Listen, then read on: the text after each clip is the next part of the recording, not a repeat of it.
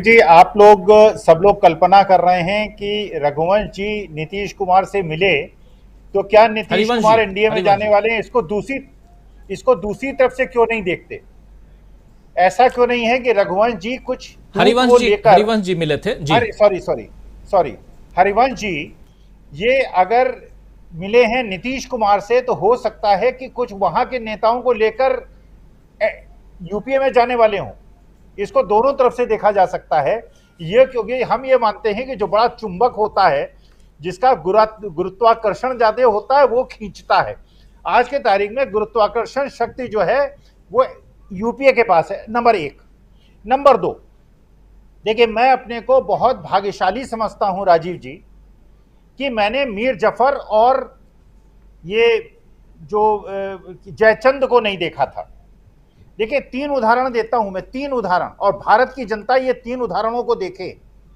एक मध्य प्रदेश के ग्वालियर संभाग के व्यक्ति हैं।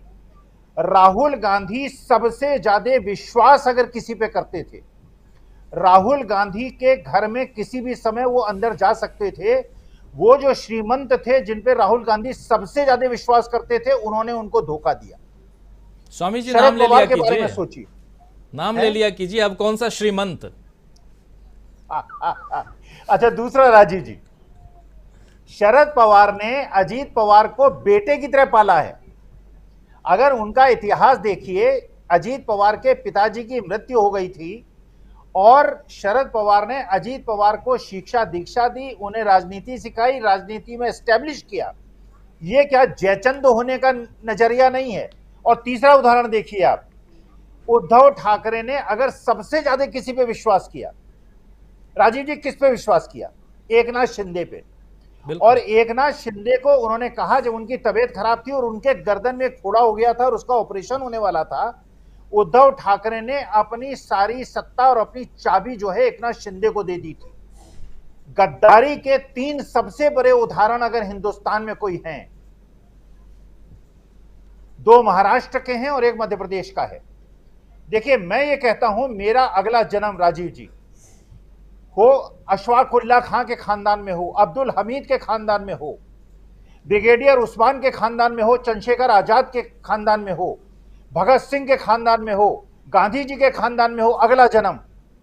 लेकिन कभी सिंधिया के या शिंदे के या इन लोगों के खानदान में न हो, जिन्होंने जिन्होंने इनको रोटी खिलाई, जिन्होंने इन्हें पानी पिलाया और जिन्होंने इन्हें स्टैब्लिश किया, उनके पीठ पे छुरा भोंका।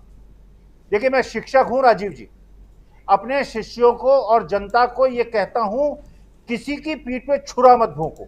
और ये तीन उदाहरण हैं।